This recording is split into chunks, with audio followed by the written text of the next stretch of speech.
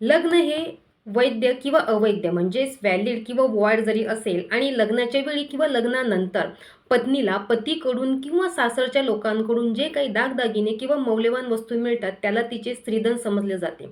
अशा वेळेला पतीने त्याचे पहिले लग्न लपवून ठेवून जर दुसरे लग्न केले असेल आणि दुसऱ्या लग्नाच्या वेळेला दुसऱ्या पत्नीला पतीकडून किंवा सासरच्या लोकांकडून जे काही दागदागिने किंवा मौल्यवान वस्तू मिळाल्या असतील तर त्यावरती केवळ त्या दुसऱ्या पत्नीचाच कायदेशीर हक्क असतो. अशा वेळेला सदर लग्न हे अवैध म्हणजेच वॉइड किंवा शून्य आहे. ह्या कारणामुळे पती किंवा सासरचे लोक त्यांनी दिलेले जे काही दागदागिने किंवा मौल्यवान वस्तू असतील ते परत मागू शकत नाहीत किंवा ते तिच्याकडून हिरावून घेऊन स्वतःच्या कस्टडीमध्ये ठेवून तिला ते देण्यास नकार देऊ शकत नाहीत.